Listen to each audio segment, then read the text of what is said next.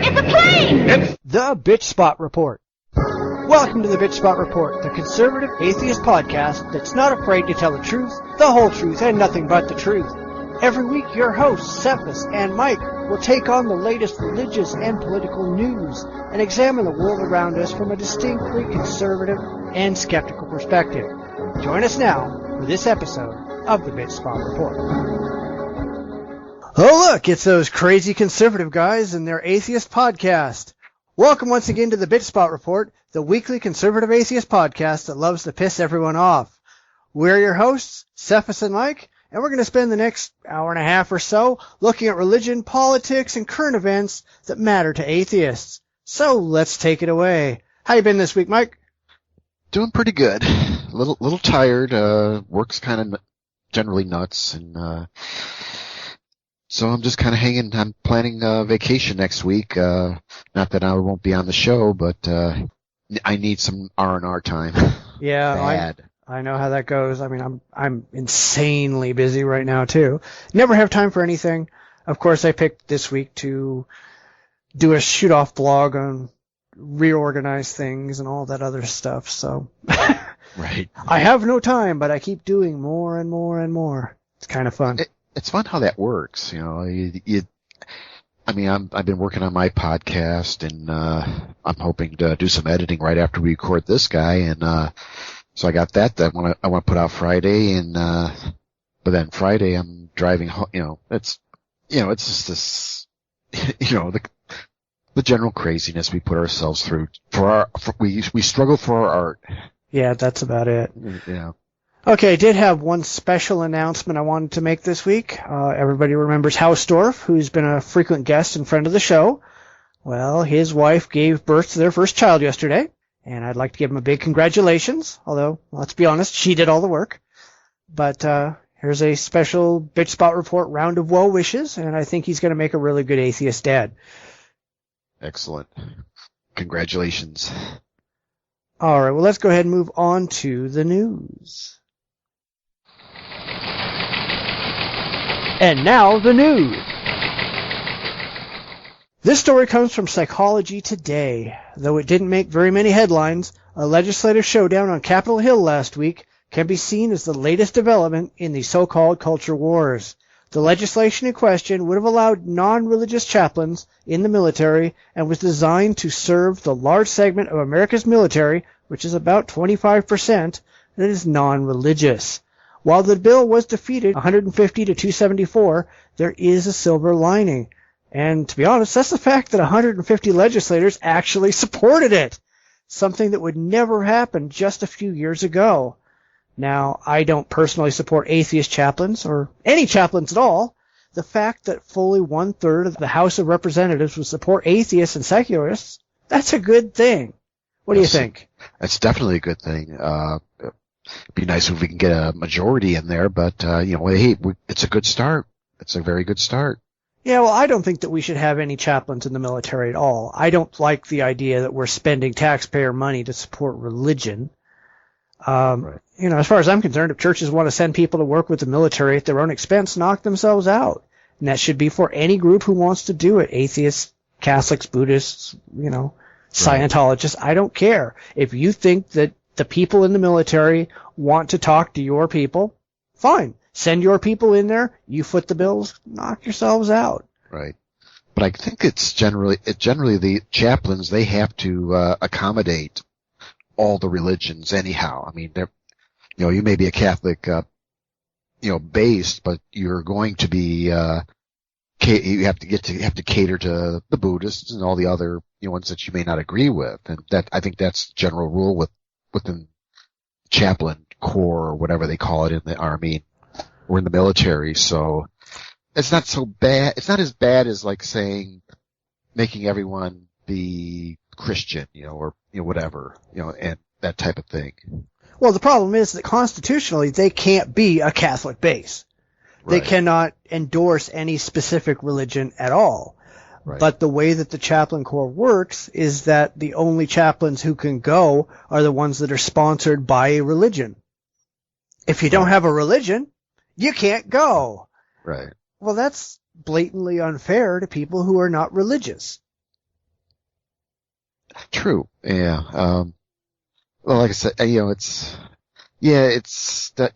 definitely not something that we should be, taxpayer money should be going to pay, I mean, that's, the whole separation thing. So, I definitely agree that, I think the chaplain corps should be like independent. It could be run by whatever organizations or the soldiers themselves foot the bill for that. If they want a Christian chaplain or, whatever chaplains they want, hey, pull your money together and, bring one in. Or, I mean, I'm sure there's even churches who will donate time to do that, so it's. I think they should just get rid of the chaplains completely and just pay for counselors, completely non-religious counselors. If you want to go in and talk to somebody, here's somebody that you can go talk to. Now, they've said that talking to a counselor has some kind of a quote-unquote stigma attached to it. Well, fuck, you're talking to somebody who believes in an imaginary friend in the sky. Shouldn't that have a stigma attached to it? Well, one, there shouldn't be. I mean, there shouldn't be a stigma to talk to. I mean, if you got issues, if you're needing to talk to somebody, that shouldn't be a big deal. I mean, that's just ridiculous. So whether you want to talk to a counselor or you want to talk to a priest, I mean, and you should be able to do that fairly anonymously too. So it's where's the problem there? Yeah. It's like making up an excuse to say this is bad. I don't know. I mean, you could see a psychiatrist. I mean, if your officers think you might have issues, they can send you to have someone talk to you, whatever. I mean, things that can be done, it can be private. It doesn't have to be public. And so there shouldn't be a stigma unless, why would you tell somebody, hey, I just saw a shrink. I saw a counselor. I saw a priest about, this problem I'm having. It's usually discreet anyhow, so. Right. Well, I mean, I agree with you that most of it is a dodge. I mean, right. Priests, by and large, do not have any training in actually being counselors. I wouldn't go to a priest, priest, minister, rabbi, whatever, to talk about a problem because they don't have a goddamn clue. And let's face it, they believe stupid things to begin with. So how am I going to trust them to actually know how to solve an actual problem when, they think praying to invisible sky monster is going to do anything. Right. Well, it lends to credibility. I mean, I find it comical that in the Catholic Church, you have to talk to a priest before you get married, and they counsel you on marriage. It's like you got a guy who is never been married. He's not allowed to have any type of carnal activities, telling you about marriage. Yeah. I mean, it's that credibility thing that's the thing that always blew my mind when my brothers went and got married, in the Catholic Church. It was, we had to spend 3 days. It was like you meet with the priest, you talk to a deacon, you do a half day, whatever, and then they sign off on you getting married. I'm like, why? Yeah, that seems kind of pointless. Right. The credibility thing. I mean, but if I was religious, yes, I would probably, and I had a crisis of faith, I'd probably be in there talking to a priest, and but that's again that credibility thing. If I were a believer, yes, I would be going to a priest, but I'm not. I don't believe in anything. So it's like, if I really did need to talk to somebody, I mean, I could find someone to talk to. Right.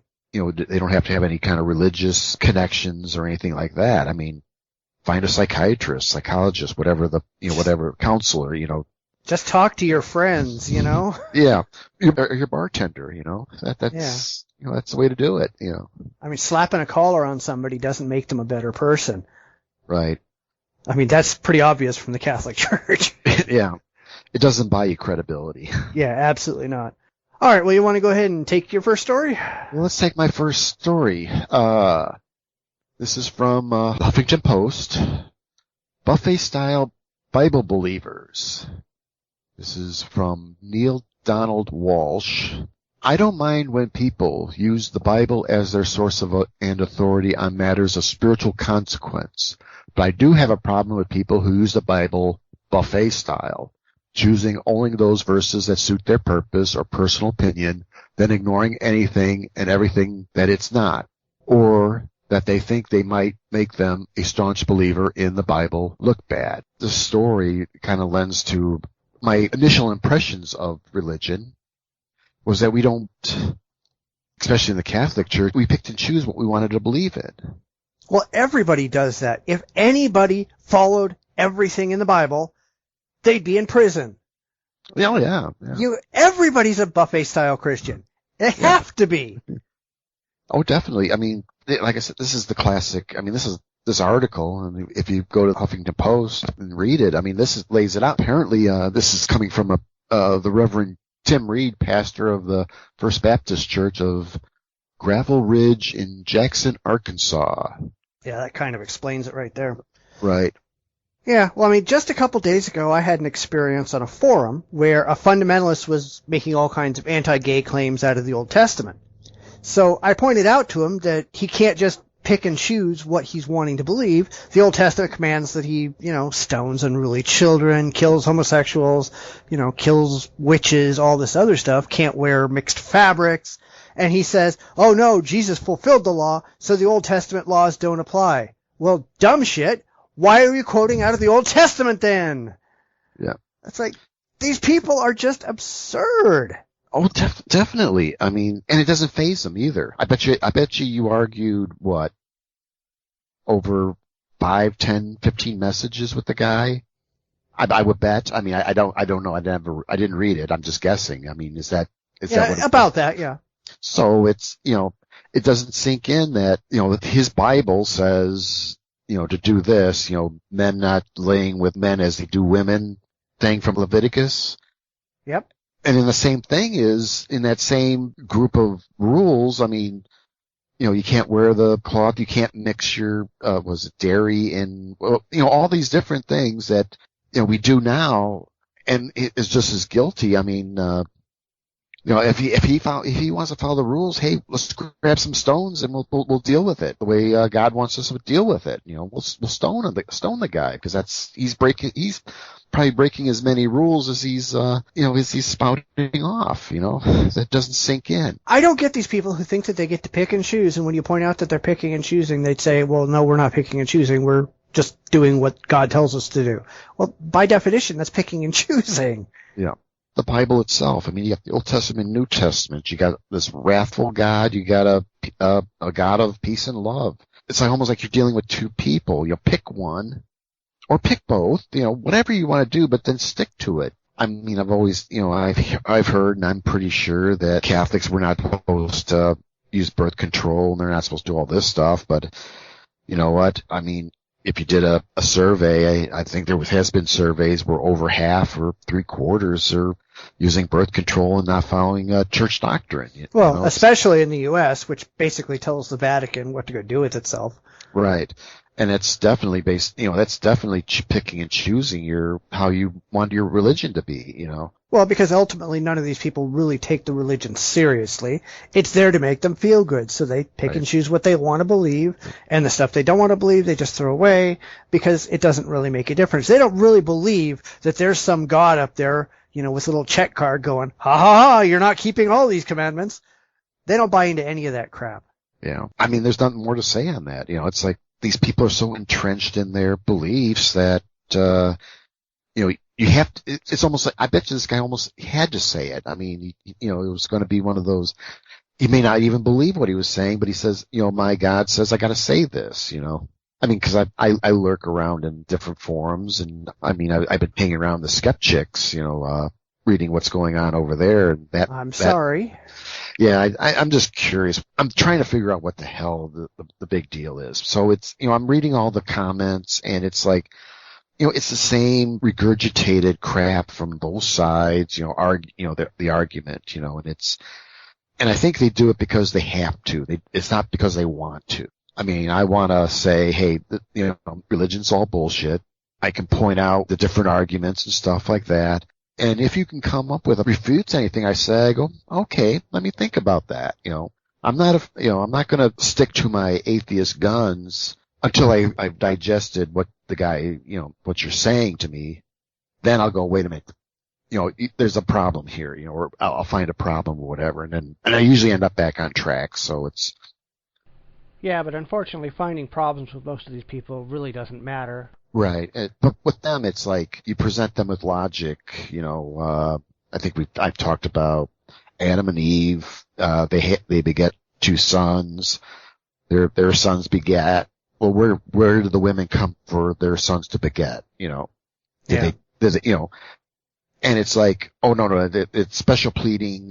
God took care of it. It's like, no.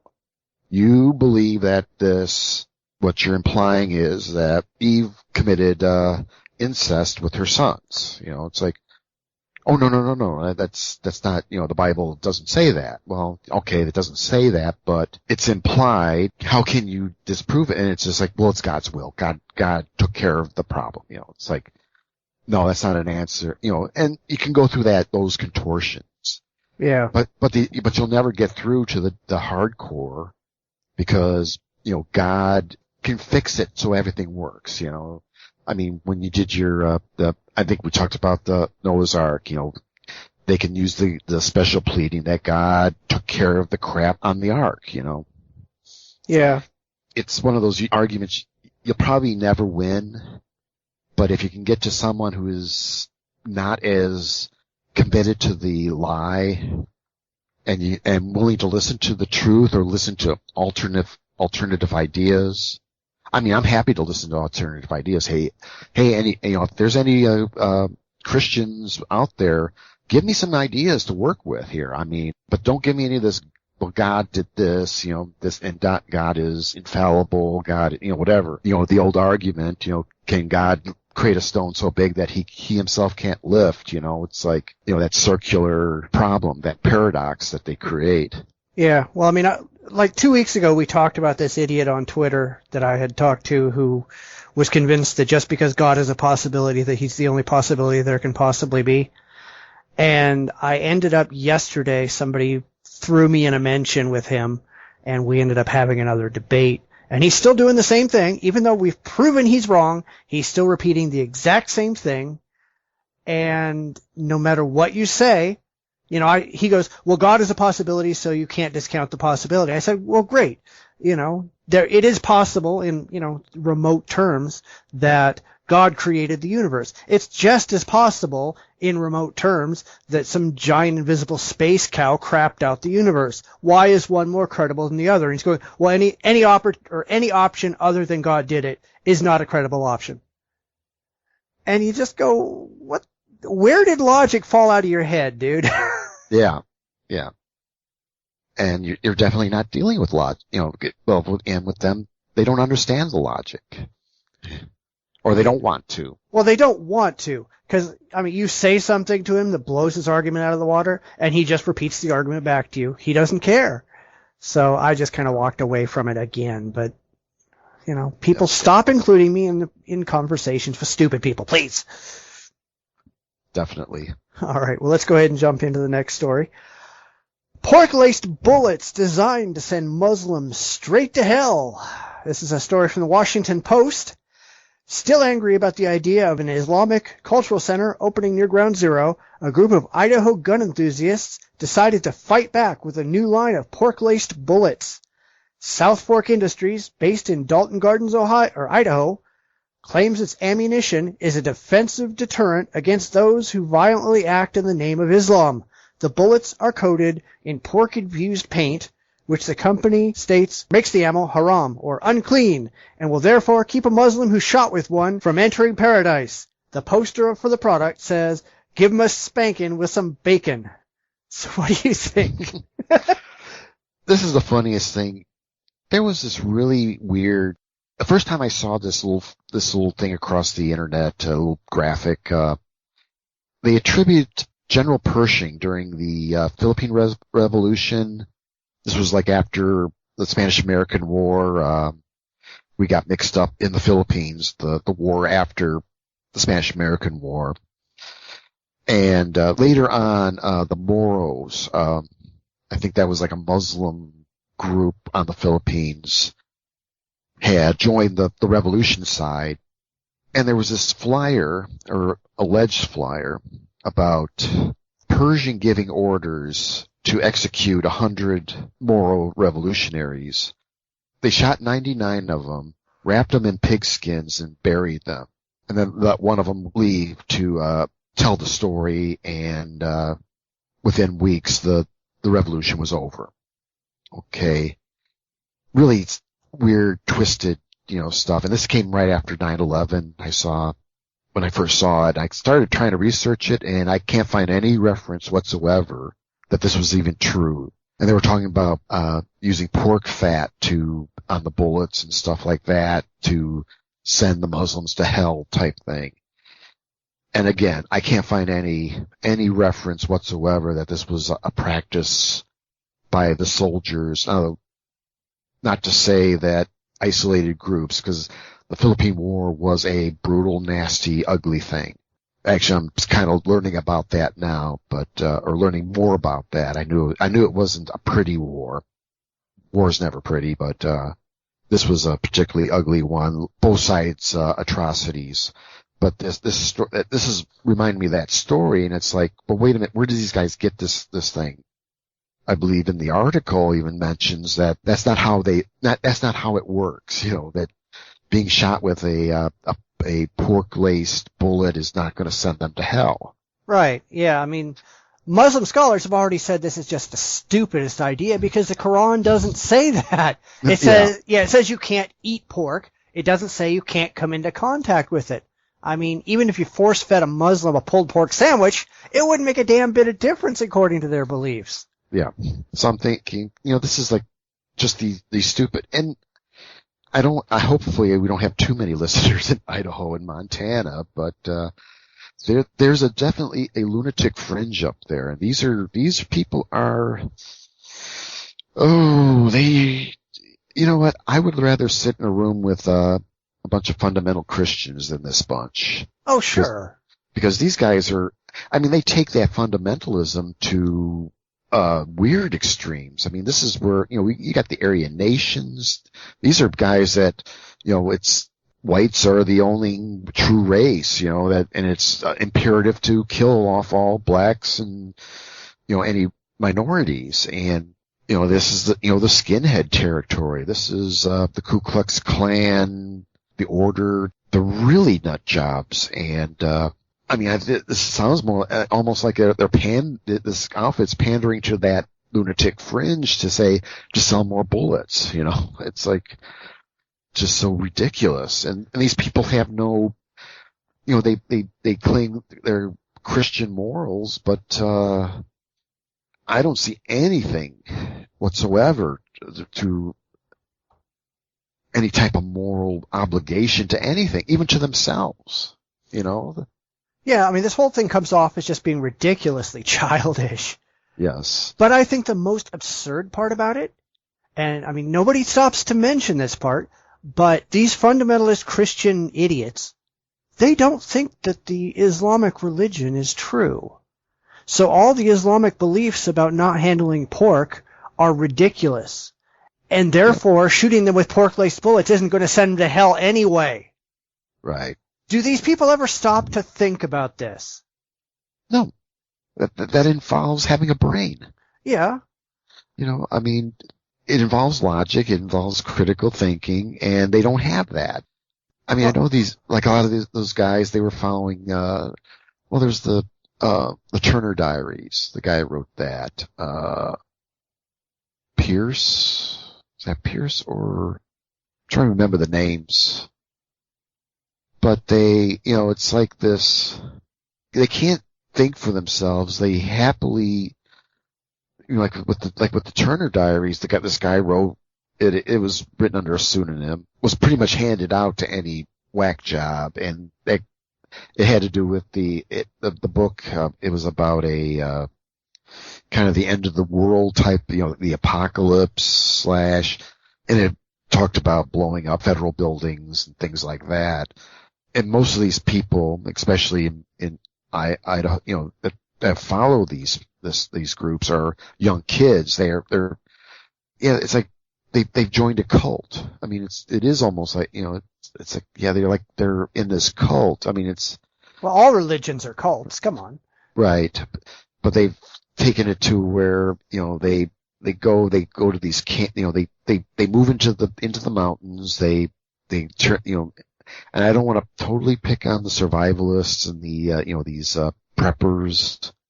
I mean, it's okay to prepare for disaster, but there's a limit. And if you're stocking shotguns and 100 years worth of food, and you're buying old nuclear missile silos to turn into underground bunkers that you can live through the end of the world, the economic collapse, whatever your fear is, you've gone too far. And that's what you got these kids that are buying into it, like being a Krishna, it's like this, or the Moonies, they blindly follow what these people tell them.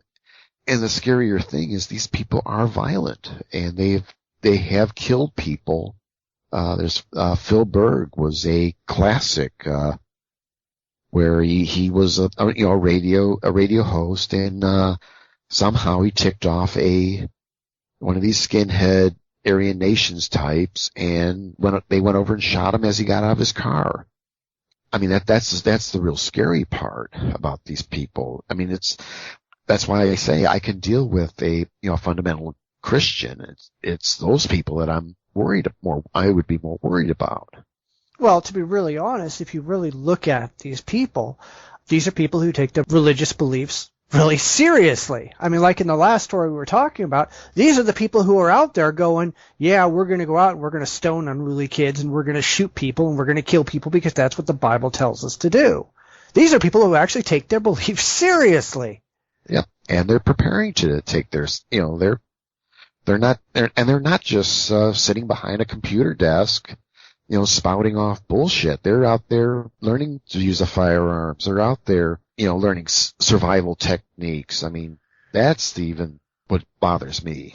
Yeah, well, if they spent even, 1% of the time they spend on all this religious crap and, survival crap and all that, actually reading the Bible and figuring out exactly what it says, or, better yet, actually looking at the evidence and finding out that the Bible is just a sack of bullshit anyway, then we wouldn't have these problems. But you've got these fanatics who just, they want to believe this stuff, and then they take it way the hell too far.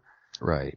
And then they do stupid things like these idiots in Idaho where, I could see if they were going, okay, according to our beliefs, if you don't believe X, Y, or Z, you're going to hell, and therefore these people don't believe X, Y, or Z, therefore they're going to hell. But the whole idea that, Allah says don't touch pork or you're going to hell, you don't believe in Allah. You don't believe in any of the things that the Quran says. Why are you pretending to take it seriously? Yeah.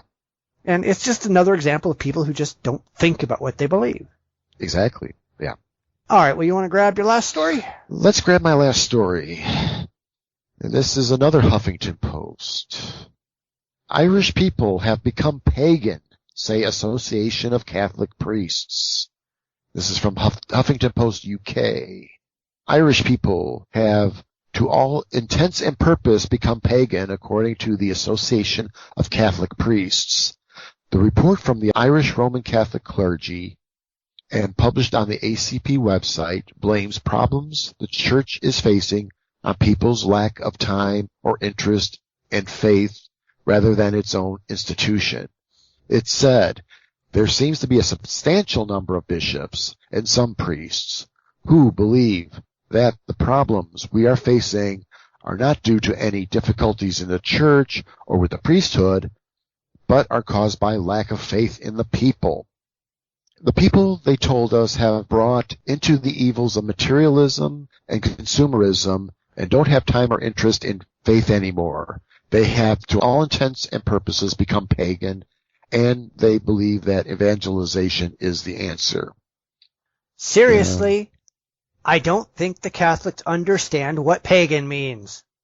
That's what that's the first thing, because I was hoping, because I think I mentioned in an earlier show about, as people turn away from religion, we're hoping that they're turning to atheism, but I was kind of concerned that they may be turning to alternative religions like paganism, the Druids and stuff like that, because this article has a bunch of Druids at Stonehenge, which is in England, not Ireland.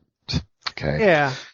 But so I was hoping this was an article that would say that they're turning to these other religions. But they're not. They're not. But I see that they mentioned about materialism and consumerism, which is what they usually accuse atheists of. Right. That we're humanists, we're materialists, we're that type of thing. So hopefully we are moving to the right track. So. Yeah, what they should have said is the Irish people are becoming secular. Good.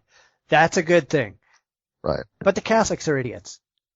Yeah, this guy has no, and then I'll give him a little credit. He's probably one of these old timers who assumes anybody who doesn't believe in religion is a pagan. Which is stupid. Of course, that adds to his ignorance and displays his ignorance a lot better than, if it was one of these modern guys. Oh yeah, people are becoming atheists, that.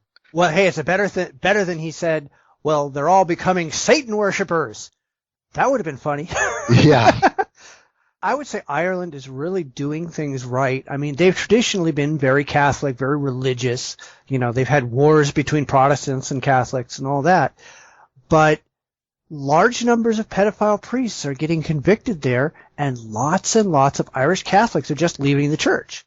They're abandoning the church at probably a higher rate than most of Europe. And that's a really, really good thing.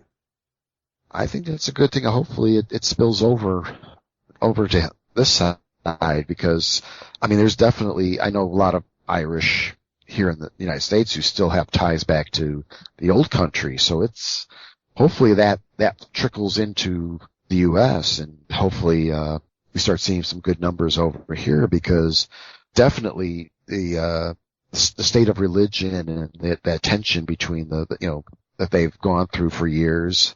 Hopefully it's now realizing how stupid I don't want to say stupid. They were pretty serious about it. But hopefully realizing they can't be stupid. Yeah, I don't want to piss them off and turn them back to Catholics, I don't think that's a problem. I hope that's not a problem. But it's that they're realizing that the religious aspects of their differences was probably all, it was a lot of crap and, such a waste of time to fight over.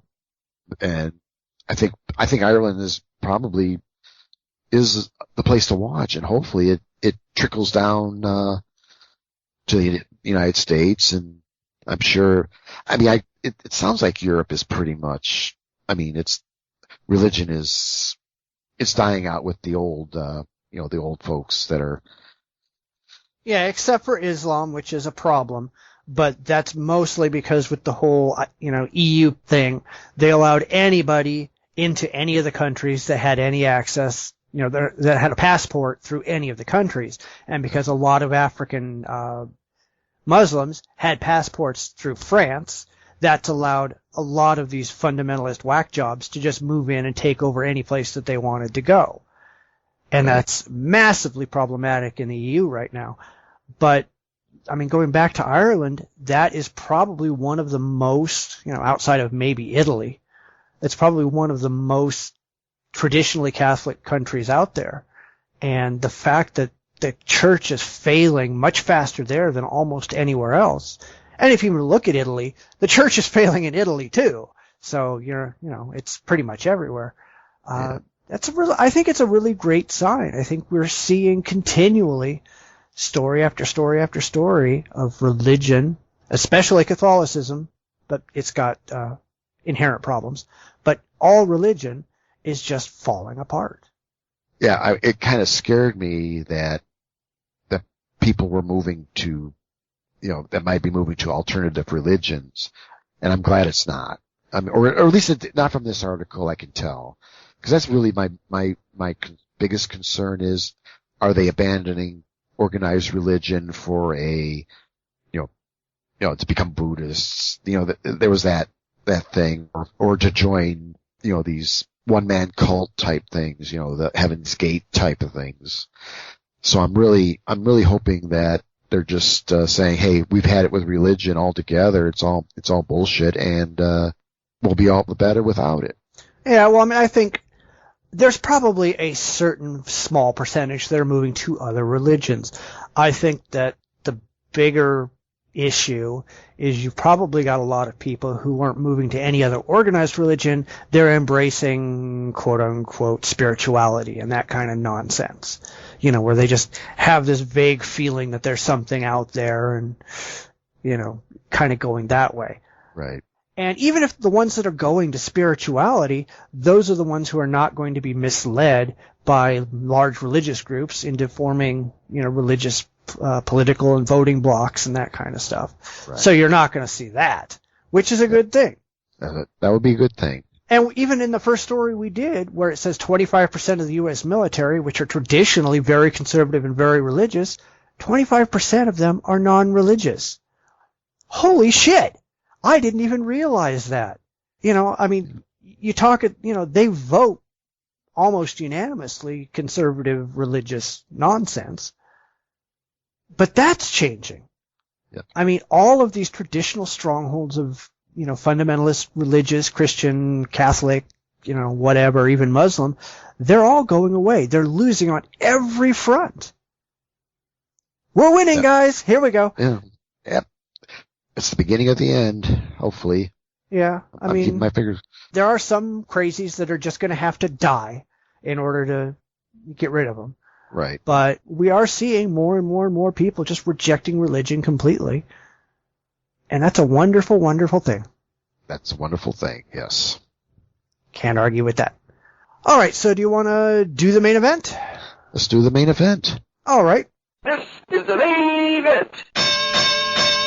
We were going to do something entirely different this week, but with today's Supreme Court decisions that threw out the Defense of Marriage Act and rejected California's Prop 8, we just had to talk about that instead. We're going to get back to the other topic in the next couple of weeks. A couple weeks ago, the Supreme Court took on two groundbreaking cases that people have waited with bated breath to learn their decision. First, they were going to rule on an appeal for Proposition 8, the 2008 controversial anti-gay marriage legislation in California. It originally passed, but was overturned by the courts and then appealed to the U.S. Supreme Court. The second case was the constitutionality of the Defense of Marriage Act, passed in 1996 by President Clinton, which defined marriage on a federal level as between one man and one woman. The court overturned DOMA on the basis that it was discriminatory and ruled that there was no standing to appeal Proposition 8, therefore the lower court decision stands. This is a fucking wonderful thing. It's definitely a wonderful thing. It's a plus for civil rights for a group of people who have or at least in this country, certainly I'm sure other countries, definitely, well, Nazi Germany was where they were an oppressed group. We've seen great strides in the civil rights and it's for all Americans. This is something, this is not just really, not only a victory for gay and lesbian, trans, you know, LGBT rights. This is an affirmation of everyone's rights, really. Right. You know? I mean, we're all equal. You know, even the religious people should say we're all equal under the eyes of God. That's always been their mantra. Oh, come on, they don't really believe that. But, you know, that's what they say. But of course, you know, like we talked on this show, it's only for white Anglo-Saxon Protestants to, that's God's love. Yeah, if it falls outside of their narrow little religious beliefs, you're not equal, let's be honest. Right. But, you know, we're all equal, and here we got a group of people who weren't equal, and now they're getting better. It's getting better. They're getting closer. Getting closer. Well, the two real things that come out of this is that since DOMA is dead, all same-sex couples in any state that are, you know, heterosexual married couples get federal rights. Homosexual couples get the same rights, same benefits, etc. And on the Prop 8 side, it's that in California, hopefully immediately, gay marriages can get back to business. Because they really can't do anything else. Right. Actually, I was checking the news before, they've got 28 days to come up with a plan or whatever it is, but, in 28 days, it's expected that it'll be business as usual. Which is great. Yeah. Now, all that said, I'm really unhappy with the damn court. For a couple of different reasons. I knew they were going to punt on Prop 8. They did not rule on Prop 8. They ruled on whether the individual who brought the case before the court had any standing. They basically just said, well, we're not really going to rule on this because they've got no basis for bringing this case to us. I think that's a problem. And the Supreme Court, at least in the last couple of decades, is just fucking gutless. I mean, they don't want to actually make any controversial rulings. They want to say, well, we're going to kind of like push it in this direction, but we're not going to actually say something that might make people mad at us. I hate the damn Supreme Court. Yeah. One of my impressions is law, when you're dealing with the law, a lot of times it is, there's nuances, there's, how common law works, where, you have a law, you go through a trial. I'm trying to think of a good example. Like, well, let's say I set up with you a contract that, I'm going to do, 2 news stories a week for the Bitchspot Report. We sign a contract. And the law states that when we enter a contract, I have to fulfill, both parties have to fulfill their obligations. Right. So I have, if I sign a contract saying I'm going to give you 2 news stories a week for the next, or just two news stories a week.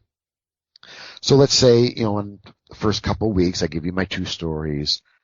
And then let's say next week I send you 3 stories. So we do our we do the 2 stories. But then the following week I send you 1 story. Well, you can take it as I didn't fulfill my contract because I was supposed to give you 2 stories. So you take me into court and we make our arguments, and the judge can say, well, in this contract, even though it says 2 stories a week, Mike had given you an extra story the week before in here, so he's basically did fulfill his obligation. So my ruling is that I rule in favor of Mike because he did deliver the stories that he needed to deliver. Yeah, this sounds very, very familiar, by the way. Yeah, since it really happened that way, but right.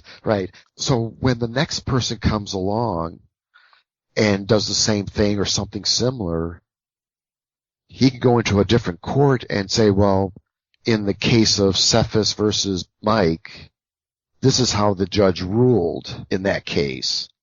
So the judge says, oh, okay, I have a precedence. I can make a ruling because that judge made a decision. And that's kind of how law really kind of works. As you go through trying cases, you're going through the trials, you're going through all the contortions, you're building up a case law and with precedents and stuff like that, because that's where when you hear, well, like in Dover versus Kritzmiller, this court ruled this way, or, Roe v. Wade ruled this way. So, and that's what actually the Supreme should be doing, and that's what the lawyers should be doing, is saying, well, in this case, the courts ruled this way. In this case, the courts ruled this way. And both sides gives all that information, and then the judges are sitting there and saying, okay, well, the court's made these set of decisions, and they mash it all together and say, okay, here's our decision, which again becomes part of that collective. So even though they kind of wimped out, they've created a foundation now for future lawsuits. So because I think they're expecting Michigan. Actually, I checked the local Michigan. Michigan has some pretty they only recognize heterosexual marriage. They have no domestic or whatever the different nuances. And right. they expect that, and there's a case in the works, so they're expecting that to be the next one to go up will be probably one of the next cases that are going to go into to the Supremes.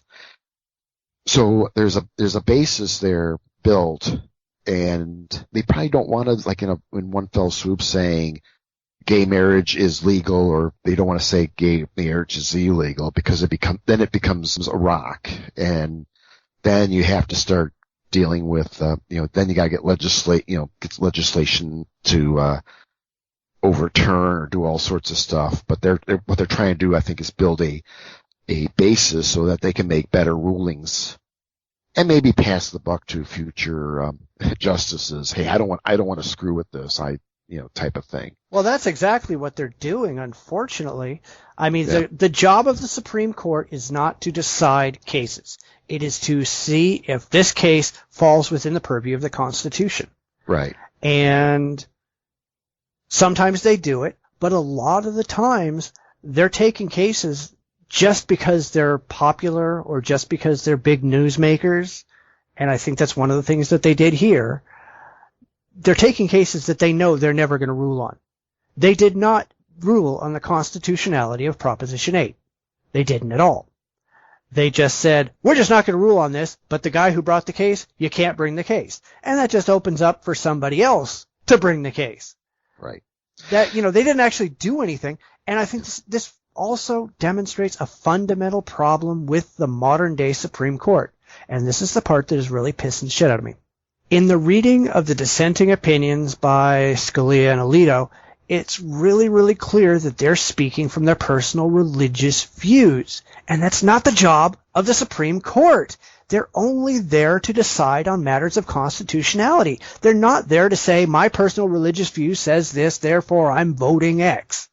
And this happens with a lot of these cases where you will get the hyper-religious conservative judges standing up and saying, I voted no, not because it's against the Constitution, not because I have any legal reason to vote the way I voted, but because my fucking religion says X. That's a problem. That's definitely a problem. And I'd like to say that until something big changes, I don't think we're going to see any.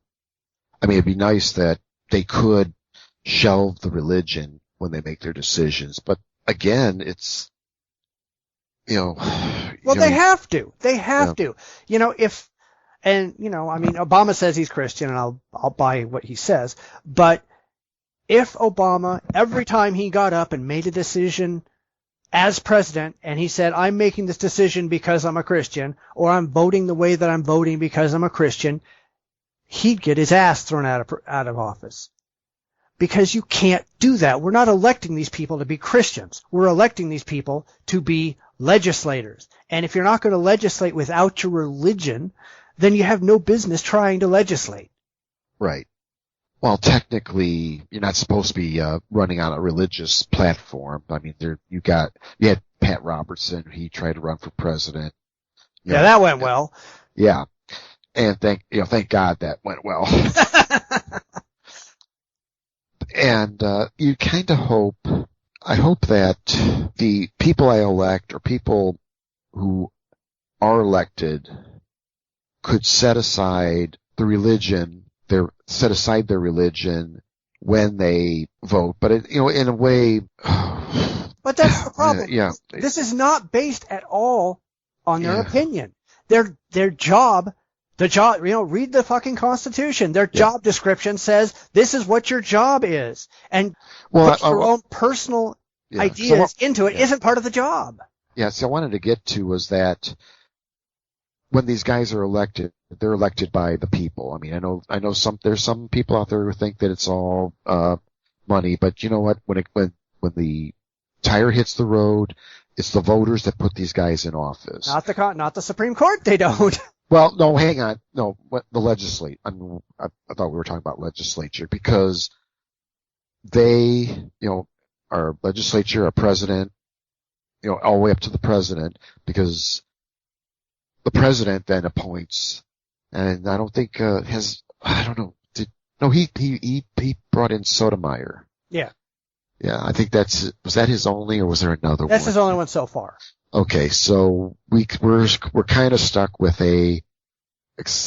probably a fairly fundamental, or not necessarily fundamental, but most of them are. I know that, like, was it Thomas? Was he under Clinton? Yeah, he's quite old. He's Clinton. Okay. Well, right now the court is based on what people say. It's like 4 liberals and 5 conservatives. Right. And the only reason that it passed 5-4 is because one of the conservatives jumped over and voted with all the liberals. Right. The problem is it shouldn't matter. True. I mean, you're dealing with people. That's the biggest problem. You're dealing with people who have convictions. They've got their biases, their convictions, and I would say at least until we can get rid of, or at least start getting, seeing bigger, more atheists into government.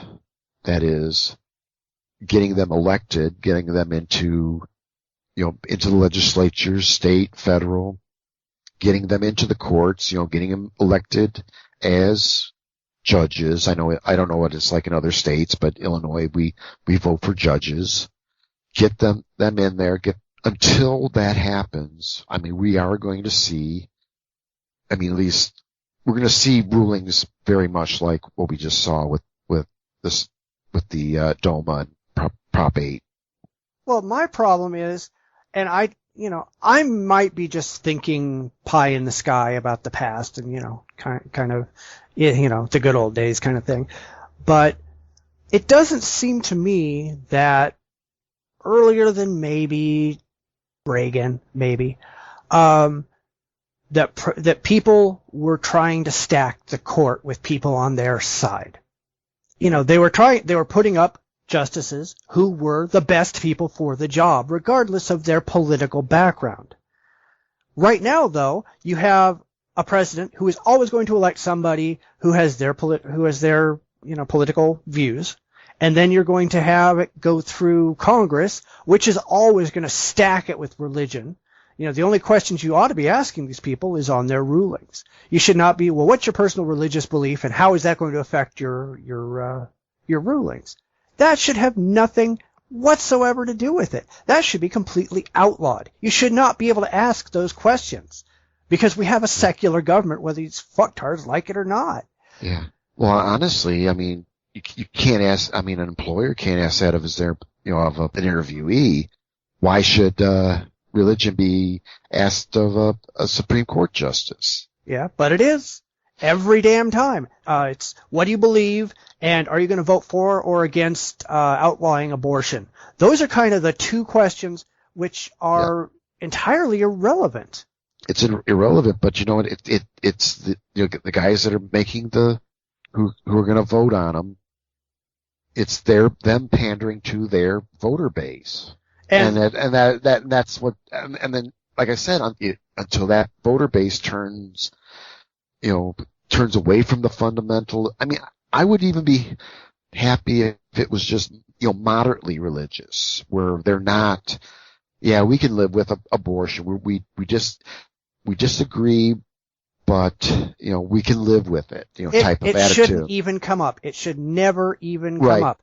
Their religious views should be entirely irrelevant. In fact, I'd like to see, potential Supreme Court justices be completely anonymous so that you can't go out and check on what they're doing. Here is their court history. This is what they've done in the past. This is their experience. There is no name attached. You will never know until they are either approved or denied whether or not, what their name is, what their religious background is, what their skin color is, what any of this crap is. So you can't just sit down and go, well, we need more women on the court, or we need more black people on the court, or we need more this or that, or Irish. We need more Irish on the court. That's stupid. These are things that have nothing to do with the job that we're hiring them for. Right. And then they're stuck there for life. Right. it's only, well, how many people are going to retire during a particular presidency so we can stack the deck in our favor? I don't want the deck stacked. I want the best for the country. We're going to be selecting people who are going to be, and in a way, we're all biased one way or another. And that's what we're going to be we're going to be getting biased people. So, actually getting the Supreme Court to go in the right direction, that's definitely a good thing. And that these people are trying to do the right thing. I think it's just, I don't understand is since these people are there for life, I don't even think you can impeach them. I don't think there's an impeachment process, but nope. So they can make whatever decision. They're not bound by political. There's nothing to, if they make the wrong political decision, tough shit. That's there's no repercussion to them. I mean, okay, so yeah, if they were put in there by George W. And they vote in favor of abortion, there's nothing you can do about that. And yeah, you can be pissed and you can smack the table and whine, cry, gnash, whatever. Doesn't seem as bad as if these were elected people. If we elected our Supreme Court justices, we'd be fucked. Well, no, we're fucked now. But, yeah. I mean, the problem is they're not supposed to be including their own personal biases in with their rulings. They're supposed to say, okay, we have case A. We are going to take case A. We're going to match it up against the Constitution. Is it constitutional? Does it match what the Constitution says or not? That is end total. That's their entire job. They have no place saying, well, my religious beliefs lead me to say X, Y, or Z. If they want to go after they make the decision and say, well, as a religious person or as a non-religious person or as a black person, a white person, a green person, a man, a woman, whatever, these are my feelings about the case. Cool. Knock yourself out. Write a book. Every case you guys see, write a book. Tell people how you really feel about it. But that should not have an impact on what they're actually deciding, because what they're actually deciding is only supposed to be, is case A constitutional? End of story. I've also saw that a couple of people, you've got a lot of people on the lefty side who are sitting around going, wow, isn't it great? Now Prop 8 has been overturned. Isn't that fantastic? It's a win for the liberal side. And they don't really understand that the whole reason that Prop 8 passed in the first place was because of Obama. Right.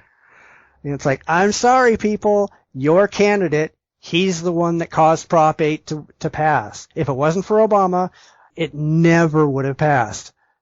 I don't understand how these people don't understand that. The only reason it passed was because all kinds of people, minorities, blacks, Latinos, people who had never voted before in their lives, and I have friends who had never registered before in their lives, but they came out so they could vote for a black man. And those communities tend to be very religious. And they came out and they voted for Prop 8 because it just happened to be on the same ballot as Obama. And they also voted for an awful lot of other entitlement-rich nonsense where, give us more money. Oh yeah, wait, we're here? Give us some stuff. Right. Well, the California proposition system is completely screwed up. Any idiot with a couple $100,000 who can go out and pay people to go stand out there with clipboards and collect signatures can get anything on the ballot. Okay. You could have a ballot proposition that changed gravity. And as long as you had enough people to vote for it, the state of California would have to say, okay, the force of gravity has changed. Okay. It's idiotic the way that they do these things. They really, really do need to have lawyers look at these things before they ever go on the ballot to vet them, because there's a lot of things that have gotten passed and have been completely unconstitutional on their face. They never should have gotten put on the ballot. Yeah, because it's like, well, heck, I think it was for your governor when Arnold ran. Was there like 100 and some petitions for different, like 100 and some people wanted the job. I thought I heard some like ridiculous number. There was like all sorts of people trying to get their name on the. Oh yeah. You do a recall? Well, they had the recall that Arnie won, and then when he was finally not running, there was a whole pile of people who wanted his job. I don't know why. I wouldn't want his job. I wouldn't. Yeah, I mean, yeah. But his problem was he was a wishy-washy asshole. He went in and said he's going to stand up to all the Sacramento politicians.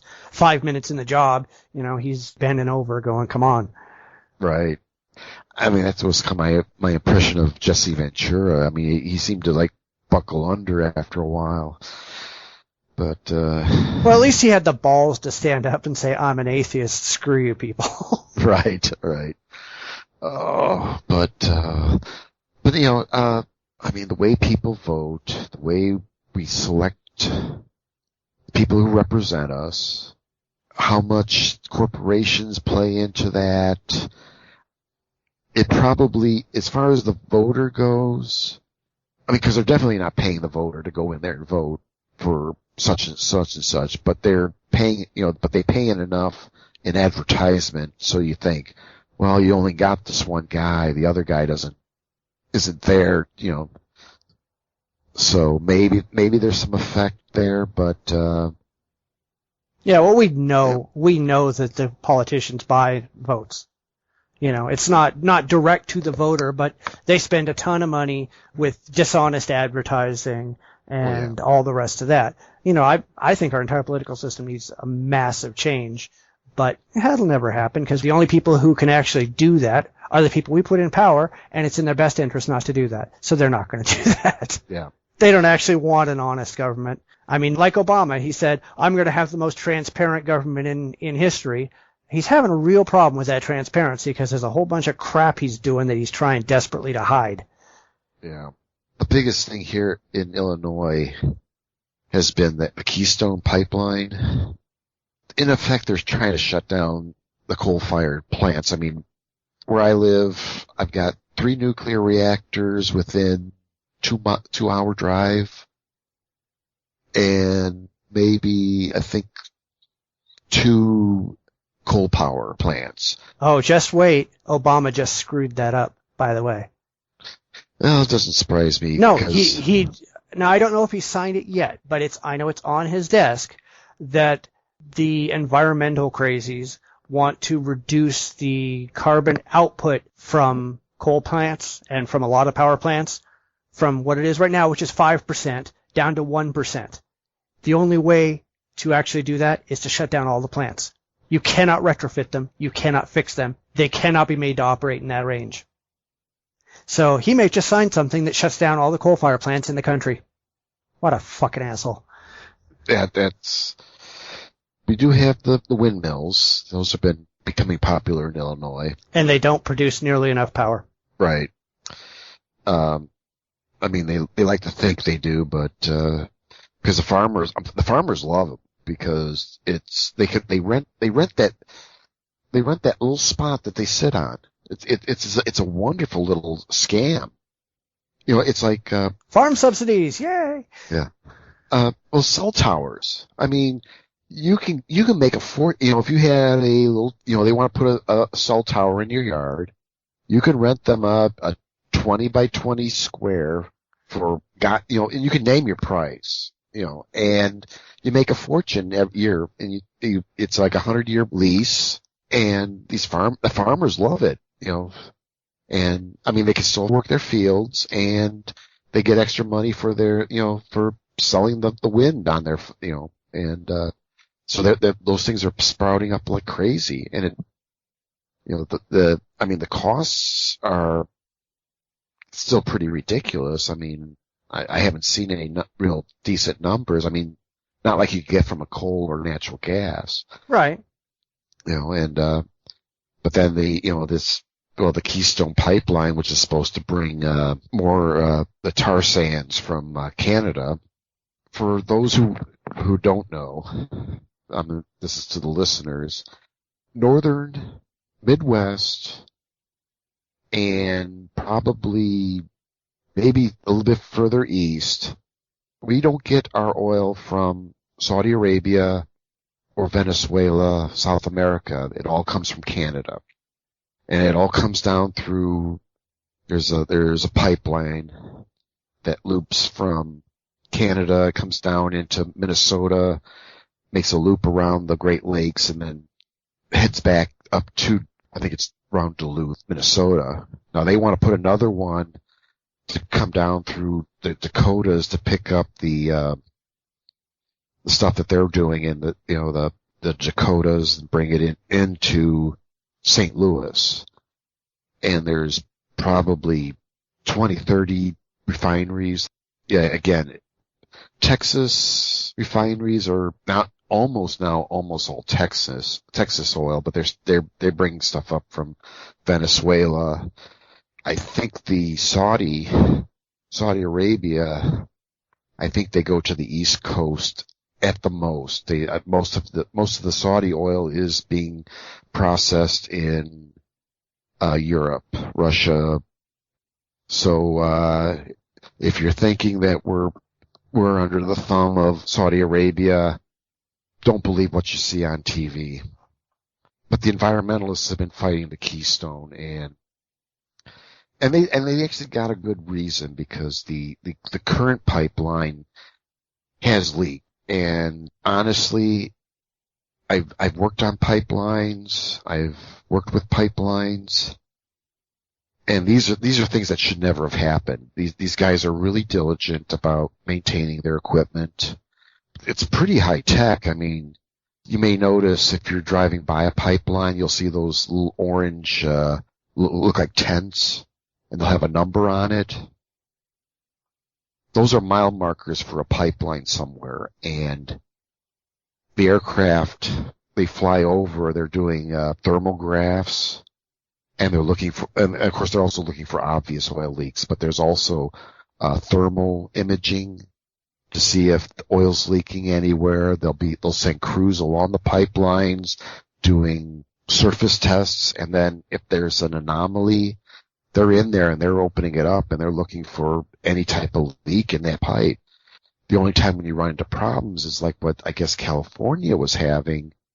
There was that big natural gas explosion in Sacramento, or was it near San Francisco? But it was like a chunk of a city block got messed up because no one knew where the pipelines were. This was like the gas delivery. Yeah. These were the little pipes, and it was all because they just never maintained their drawings. They never maintained their. There was a big grab of, companies buying companies type of thing, and not realizing that they were buying companies that hadn't been maintaining their infrastructure documentation. Well, yeah, but then again, California has a massive problem with infrastructure anyway. We don't maintain anything. Right. I mean, we haven't done anything serious in the state since the 50s. It's all crap. Because they're spending all their money on unions and pork barrel projects and shit like that. Right. And fighting the offshore. Well, was it? Yeah, it was the offshore. Was it Santa Barbara? Is that in that area that they got an oil field that they wanted to tap and couldn't because there's a lot of them, and they don't want it. They don't want to open up any of them. Where was I going with this one? I don't know. We're way off topic. We're not talking about the Supreme Court anymore. Well, I'm just trying to think what would be the top.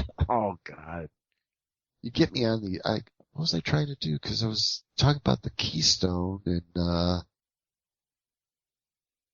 maybe I was trying to go with the the bullshit that the people are they'll. I'm trying to make something out of it now because I don't remember. How about I just give up? It's all part of proposition craziness when you just let people do stupid things without having any good reason. Yeah. Fighting over whatever, arguing. I would like to think this world works like everyone goes in, they vote for who they want because they can do the job, and those guys go to represent us. And there's nothing wrong with the company I work for may want to get some kind of benefit or get some kind of, I mean, it shouldn't be, bribing somebody to get a drilling right somewhere or to do whatever. But that's essentially what lobbyists do, is they're just out there. Right. They're out there going, hey, we'll trade you our votes and our money for you doing something for us down the road. And that kind of crap should be illegal. And we should be putting both the lobbyist and the politician in prison for it. Right. But I'm thinking, I mean, if I want something, if I want a stoplight somewhere, I can go to my congressman, or I can go to, there's someone I can go to and say, hey, we need something here. And he brings it up or puts it into a budget somewhere. And depending on what it is, if it's a state thing or a federal thing, if I feel strong about tariffs, I want higher tariffs on this. I mean, I should be able to go to my congressman, walk into his office, says, hey, this is what I think. And, he goes, okay, well, this is what I think. And, I know I write, whatever. 'Cause what we're seeing today has happened since day one of our country. There's always been this antagonism, this, it's competition, and it was always, trade this for this or compromise this. If you do this for me, I'll do this for you type of thing, which isn't, I know we've argued this, that's not right, but this is just the way these guys have done it in Washington and in Sacramento and Springfield and all the other state capitals. And yeah, but just because they have done it that way doesn't mean that they should do it that way. Right, but unfortunately, the system's going to have to change to. Right, we need to change the system. Right.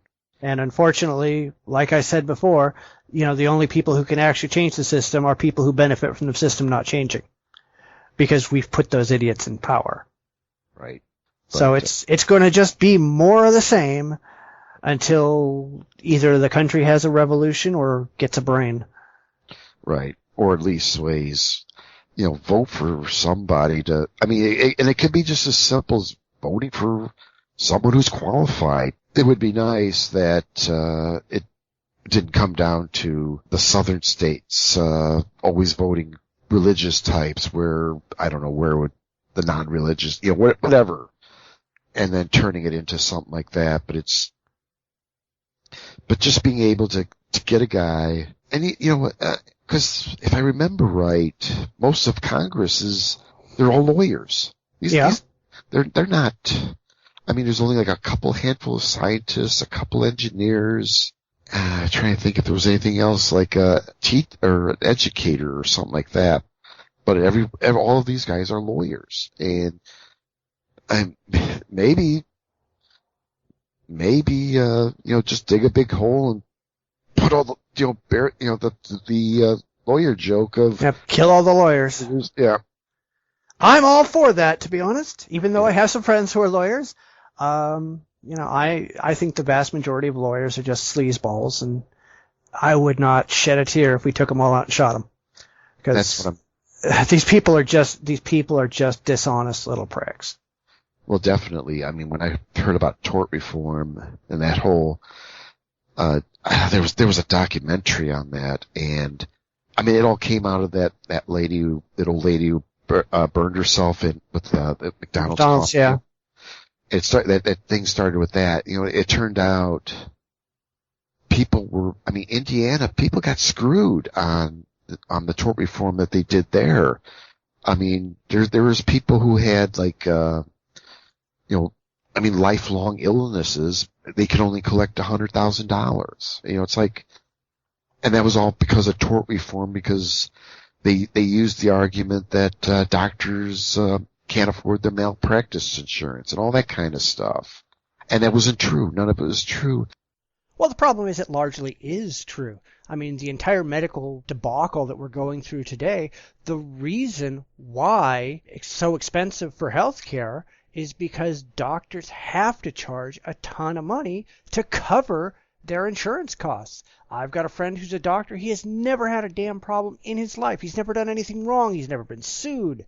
Nothing wrong has ever happened. Yet he has to pay over $100,000 a year for medical malpractice insurance just in case, because we live in a ridiculously litigious society that will sue at a drop of a hat for an absurd amount of money just because they think they can get it. And there are all kinds of ambulance-chasing lawyers out there who think, well, what the fuck? I can get a cut of this, so let's just go on TV every night and say, hey, has this ever happened to you? Let's sue! Well, fuck you people. Let's not. You know, we didn't have this problem in the past with medicine before the lawyers got involved. That's the goddamn issue. And they even got sleazy in Mississippi, and they didn't just mess with the guy or argued against the guy. They actually had the guy. They had this, I guess it was a congressman, arrested for something that he didn't even do, and drug him through court to deal with that. And next thing you know, he lost his constituency. Started kind of going against him, and then the next election he got voted out. I mean, totally sleazeball crap.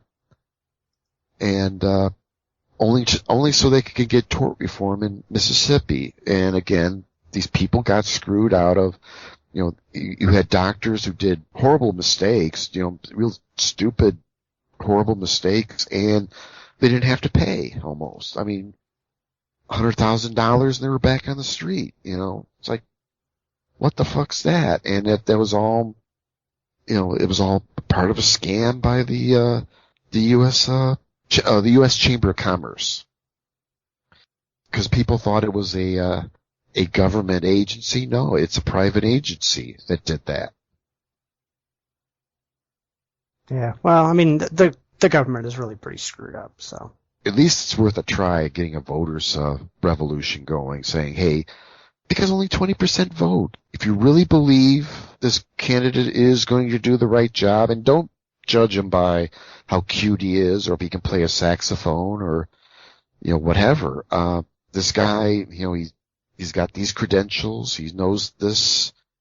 Vote him in, and let's not vote him in on a 20% voter turnout. Let's do it with 100%, a 90%. Well, I only want people to go out and vote if they're actually informed on the issues and they're not going because the guy is cute on TV. Well, that's what I'm trying. That's the majority of the American electorate, though. They don't think beyond, ooh, look, the latest thing that he said, I like that. They don't pay any attention to anything beyond, sound bites and right. Pictures on TV. But if we can get that and get 90%, I think that would scare the shit out of Washington. If 90% of the voters go out and vote for somebody, that would scare the shit out of Congress and wouldn't change a thing. Unfortunately, I believe opposite, because these guys know all they have to do is hit they hit their constituency, the ones that will, if you tick them off enough, they'll vote. It's only 10 to 20% of those registered to vote will vote. I know that's in Illinois. I don't know how true it is across the country. It's true everywhere.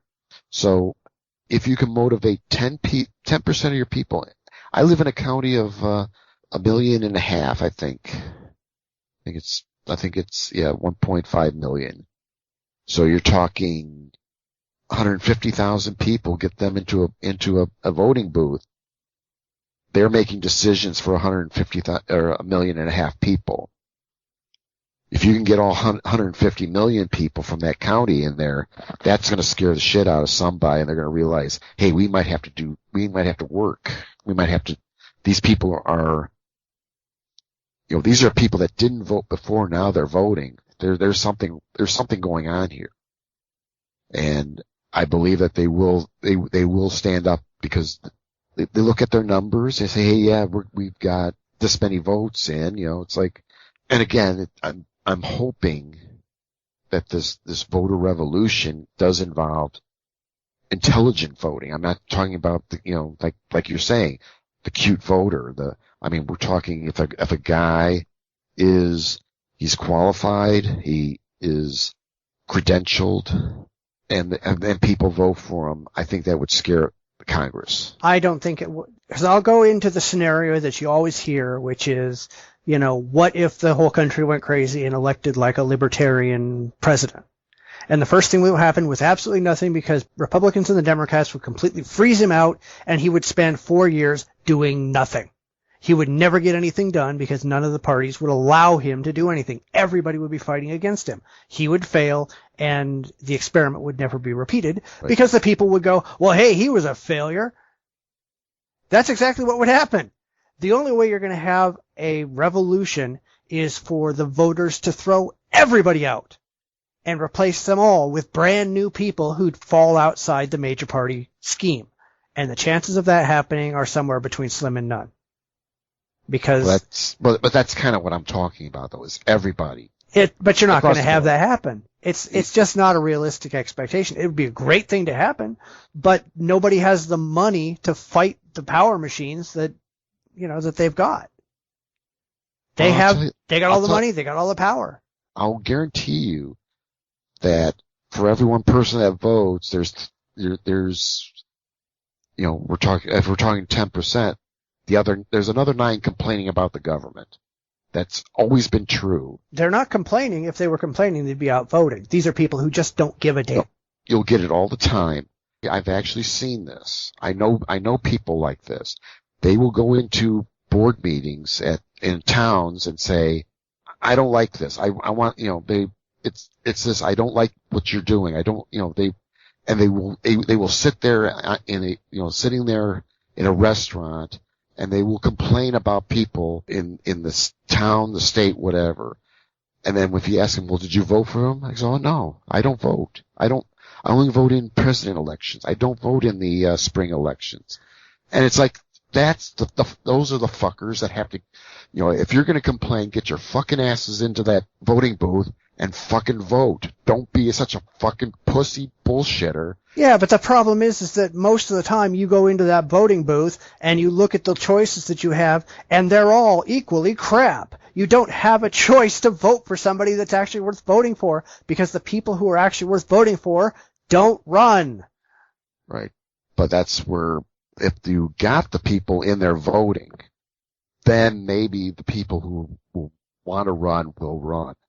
But they don't have the money or the political machine to actually get anywhere. But you don't need that. You technically do not need that. I can sit here on the Bitchspot Report, says Mike Bowler for president.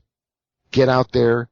If you truly believe that I can run this country better, get your fucking asses out on that street. Get the petitions going. Get the shit going.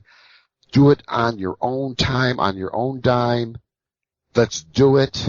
And you will still lose to the guy who has got millions of dollars and can put all that stuff on TV and who can put smear information. I will argue that no, that is not true. Because if the people believe it, and they believe that I can do the job better than fucking Obama, I can do it better than fucking W, I can do it better than that, people believe it, they will be out there, they will get me on that ballot, and I will win. Okay, cool. But it depends on the people believing that and getting those people into the fucking ballots or in the voting booths. Because if that doesn't happen, then you're right. That is my argument. All right. That's my argument. 2016. Let's put you on the ballot. Do it, people. I prove me right or prove me wrong. I don't care.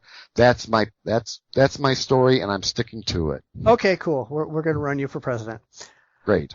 All right. Well, let's go ahead and finish up for the week, because we're going way long and way off topic, and that's all right. That's okay. That's okay. It's what we do. People like it. I don't know. They do? Yeah. I'm amazed. Yeah. People like the weird crap we do. I don't know. Don't ask me. Okay. All right. Well, there you go. That's our show. Another nugget of joy from your friends at the Bitchspot Report. We'll bid you a fond farewell for another week, and we'll see you back here in another 7 days. Take care. Take care, guys. You've been listening to the Bitchspot Report with your host, Cephus. You can follow me on Twitter at Bitchspot1. Please check out our podcast website at report.jdragononline.com. You can watch our podcast on YouTube at youtube.com/The Bitchspot Report. We're also available on iTunes. The link is at our site. Please subscribe and rate us. It really helps us a lot. We'll be back next week for another fact-filled episode of The Bitchspot Report. Please tune in again.